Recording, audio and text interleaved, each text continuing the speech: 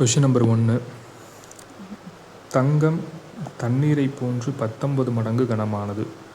செம்பு தண்ணீரை போன்று 9 மடங்கு கனமானது. இவற்றை எவ்விகிதத்தில் கலந்தால் தண்ணீரை போன்று 15 மடங்கு கனமுள்ள உலோக கலவை கிடைக்கும். அதாவது தங்கம் தண்ணீரை போல 19 மடங்கு கனமானது. அது மாதிரி செம்பு தண்ணீரை போன்று 9 மடங்கு கனமானது. அதாவது ஒரு குறிப்பிட்ட அளவு தங்கத்தையும் பாருங்கள், இவற்றை எவ்விகிதத்தில் கலந்தால் தண்ணீரை போன்று 15 மடங்கு கனமுள்ள உலோக கலவை கிடைக்கும். ரெண்டையும் கலந்துடுறாங்க. அப்போது எக்ஸ் கிராம் எவ்வளோ அளவுன்னு தெரியல. ஸோ அதனால் எக்ஸ் கிராம் தங்கம்னு வச்சுக்கலாம். ஒரு குறிப்பிட்ட அளவு தங்கம், குறிப்பிட்ட அளவு செம்பு. அப்போ ஒய் கிராம் செம்பு ரெண்டையும் கலந்தோம்னா கிடைக்கிறது வந்து எக்ஸ் ப்ளஸ் ஒய் கிராம் உலோக கலவை. சரிங்களா? எக்ஸ் ப்ளஸ் ஒய் கிராம் உலோக கலவை. அதாவது இதை எப்படி எடுத்துக்கலாம்? எக்ஸு தங்கங்கிறது 19 மடங்கு தண்ணீர், ஒய் இன்ட்டு செம்புங்கிறது 9 மடங்கு தண்ணீர். எக்ஸு ப்ளஸ் ஒய் உலோக கலவைங்கிறது சம்பளம் எவ்வளோ கொடுத்துருக்காங்க? 15 மடங்கு கனமுள்ள உலோக கலவை. அப்போது 15 உலோக கலவை. சிம்பிளை பண்ணிங்கன்னா 19x + 9y = 15x + 15y. X எல்லாத்தையும் ஒரு சைடு கொண்டு போயிடலாம். அப்போ 19x - 15x = 15y - 9y. சிம்பிளை பண்ணிங்கன்னா ஸோ இங்கே வந்து 4x, இந்த சைடு வந்து 6y. ஸோ நமக்கு தேவை x/y. அப்போது 6/4. சிம்பிளை பண்ணால் 3/2. So answer 3:2. ஆப்ஷன் டிங்கிறது தான் சரியான விடை. சரி, இதே ஷார்ட்கட்டில் எப்படி போடலாம் பாருங்கள். ஷார்ட்கட்டில் தங்கம் தண்ணீரை போன்று 19 மடங்கா, 19 இங்கே வச்சுக்கோங்க. செம்பு தண்ணீரை போன்று 9 மடங்கா, இந்த சைடு 9 வச்சுக்கோங்க. இவற்றை எவ்விகிதத்தில் கலந்தால் தண்ணீரை போன்று 15 மடங்கு கனமுள்ள உலோக கலவை கிடைக்கும். 15 நடுவில் வச்சுக்கோங்க. ஸோ இது ரெண்டுக்கும் டிஃப்ரென்ஸ் வந்து 4, இது ரெண்டுக்கும் டிஃப்ரென்ஸ் வந்து 6. அப்போது 6:4. ஸோ பிரிச்சிங்கன்னா 3:2. சிம்பிளை பண்ணிங்கன்னா 3:2. சரிங்களா? அடுத்த சம் போகலாம். Question number 2. பாலும் நீரும் கலந்த கலவையானது 3 பாத்திரங்களில், அதாவது 3:2, 7:3, 11:4 என்ற விகிதத்தில் உள்ளது. 3 பாத்திரத்தில் உள்ள கலவையை வந்து ஒரே பாத்திரத்தில் ஊற்றினால் கிடைக்கும் மொத்த கலவையில் பால் மற்றும் நீரின் விகிதம் என்னன்னு கேட்குறாங்க. அதாவது 3 பாத்திரம் வச்சிருக்காங்க. அதாவது இப்படி எடுத்துக்கலாம். பாத்திரம் 1, பாத்திரம் 2, பாத்திரம் 3. சரிங்களா? அதுல வந்து மொத்த கலவை 3:2. பாத்திரம் 1 3:2. அப்போ மொத்த கலவை வந்து 5. பாத்திரம் 2 வந்து 7:3 கொடுத்துருக்காங்களா? மொத்த கலவை வந்து 10. 7 + 3 10. 11:4 கொடுத்துருக்காங்களா? மொத்த 15. இதுல பால் மட்டும் அவருடைய கலவை என்னன்னு பார்த்தீங்கன்னா, ஃபர்ஸ்ட் பால் வந்து 3. ஏன்னா பாலும் நீரும், அந்த நீர் வந்து 2. பால் மட்டும்தான் 3/5. அடுத்தது இதுல 7/10. இதுல 11/15. இதே நீர் மட்டும் முதல் பாத்திரத்தில் வந்து 2/5. அடுத்து 3/10. அடுத்து 4/15. எல்லாத்தையும் கூட்டிக்கலாம். இப்போ பால் மட்டும் எவ்வளவு வருதுன்னு பார்க்கலாம். பால் வந்து பார்த்தீங்கன்னா 3/5, 7/10, 11/15. அதாவது 5, 10, 15. 5, 10, 15 எல்சியம் எடுத்து பாருங்க. 1, 5, 2, 10, 3, 15. சரிங்களா? ஸோ 2, 6, 6, 30. எல்சியம் வந்து 30. ஸோ இங்கே 30 வரும். எதால பெருக்கினா 30 வரும்? 6. மேலே கீழே 6. அப்போ 18. இங்கே எதால பெருக்கணும் 3, இப்போ 7 3 21, இங்கே எதால பெருக்கணும் 2, 11 2 22. அப்போ டோட்டல் வேல்யூ எவ்வளோன்னு பாருங்க, 8 2 10 11 மிச்சம் 1 2 4 6 61 30. இதுதான் பாலுடைய மொத்த கலவை. நீர் மட்டும் எவ்வளோன்னு பார்க்கலாம்.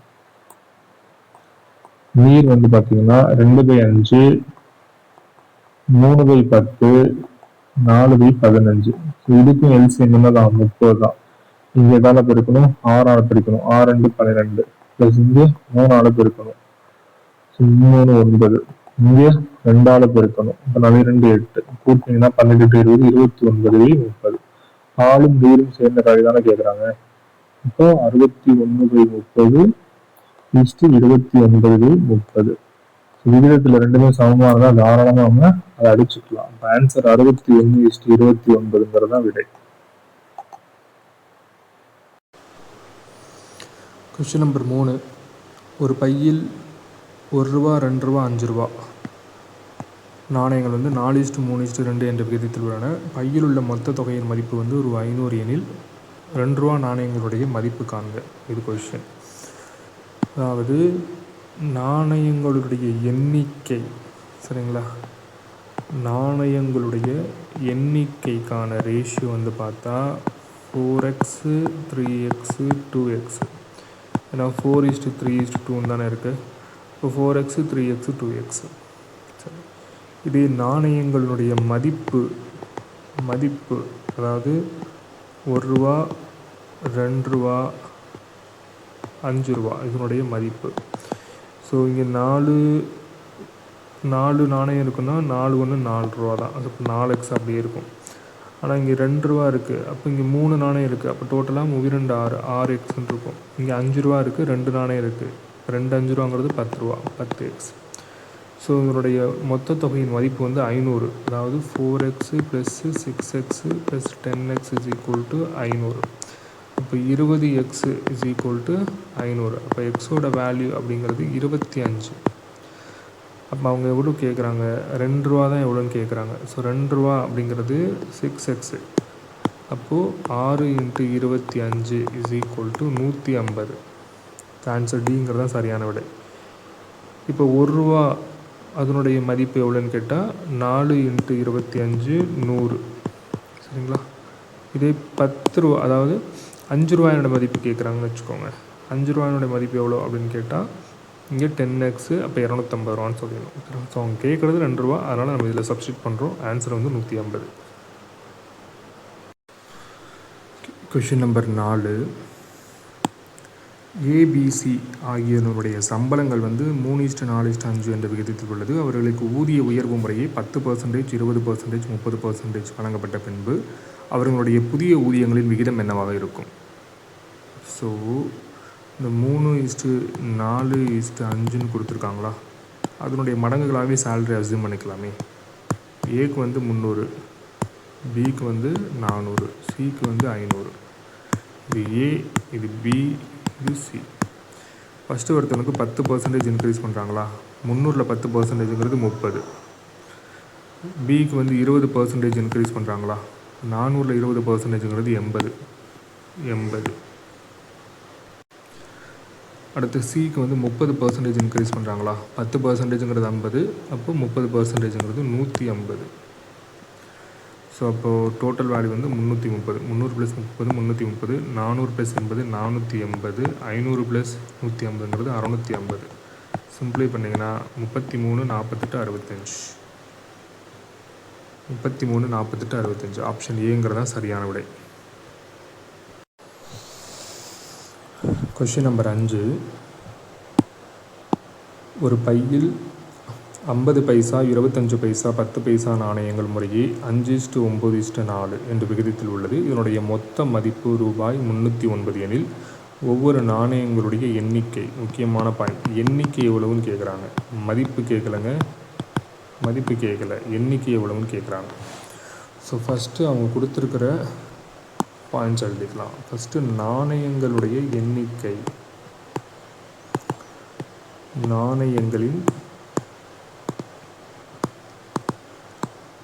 எண்ணிக்கை வந்து பார்த்தோம்னா 5x 9x 4x. ஸோ கொடுத்துருக்கிற விகிதம் வந்து வேல்யூவாக மாற்றி எழுதிட்டேன். நல்லா கவனிச்சுக்கோங்க. 50 பைசா நாணயங்களின் மதிப்பு, நான் மதிப்பு கண்டுபிடிக்கிறேன். 50 பைசா டிவைடட் பை 100. ஏன் 100ஆல் போடுறோம்? ஒரு கணக்கில் பைசாவில் இருக்குது, ரூபாவில் இருக்குன்னா கண்டிப்பாக அந்த பைசாவை நம்ம ரூபாயாக மாற்றணும். சரிங்களா? அப்போது 100 பைசா அப்படிங்கிறது தான் ஒரு ரூபா. ஸோ பைசாவை ரூபாவாக மாற்றணுன்னா நம்ம 100ஆல் வகுக்கணும். So 50/100 into 5x. 0க்கு 0 கேன்சல் ஆயிரும். 4×5 2×5 10. அப்போ 5x/2. அடுத்தது 25 பைசா நாணயங்களுடைய மதிப்பு 25/100. ஏன்னா ரூபாயாக மாற்றுறதுக்காக நம்ம 100ஆல் வகுக்கிறோம். Into 9x. 25 25 4 25 100. அப்போ 9x/4. அடுத்தது 10 பைசா நாணயங்களுடைய மதிப்பு 10/100 இன்ட்டு 4x. 0க்கு 0 கேன்சல் ஆயிரும். 2 2 4 2 10. அப்போ 2x/5. ஸோ எல்லாத்தையும் கூட்ட போகிறோம். இந்த 5x/2ஐயும் 9x/4ஐயும் 2x/5ஐயும் கூட்டினீங்கன்னா என்ன வேல்யூ வருமா? 309 வரும். ஸோ ஃபஸ்ட்டு இந்த 2 4 5க்கு வந்து எல்சிஎம் கண்டுபிடிச்சிங்கன்னா 9×20. ஸோ 20ன்னு வரும். ஸோ 20 அப்படிங்கும்போது கீழே 20. இதை எதால் மல்டிப்ளை பண்ணணும்? 20ங்கும்போது 10ஆல் மல்டிப்ளை பண்ணணும். இதை எதால் மல்டிப்ளை பண்ணணும்? 5ஆல் மல்டிப்ளை பண்ணணும். இதை எதால் மல்டிப்ளை பண்ணணும்? 4ஆல் மல்டிப்ளை பண்ணணும். So 10 50 50x. அடுத்து 9×5 45 45x. 4×2 8x equal to 309. So இந்த 20 இந்த சைடு கொண்டு போயிடலாமா? கொண்டு போயிட்டிங்கன்னா 3×2 18 மிச்சம் 1 0 1 2 6 0 6180. ஸோ 20 வந்து பெருக்கலை மாறிடும். 20 × 380 வந்து 6180. இது எல்லாத்தையும் கூட்டிக்கலாம். 50 + 45ங்கிறது 95. 100 103x.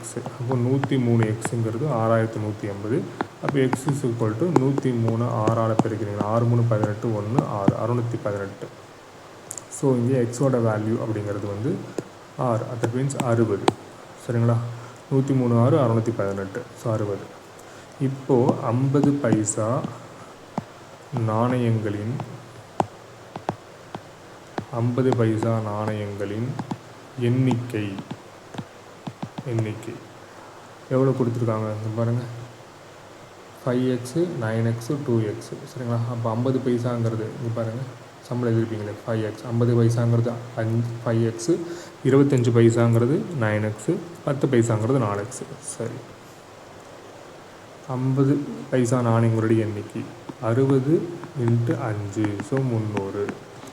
இப்போ இது 25 பைசாக்களுடைய நாணயங்களின் எண்ணிக்கைனா 60ஓட அதோட ரேஷியோவில் கொடுத்துருக்காங்க 9. அப்போது 540. அடுத்து 10 பைசா நாணயங்களுடைய எண்ணிக்கைனா எவ்வளோ பண்ணணும்? 60 எதால் பெருக்கணும்? ரேஷியோ வந்து 4 கொடுத்துருக்காங்க. அப்போது 6 24 240. இதுதான் ஆன்சர். 300 540 240.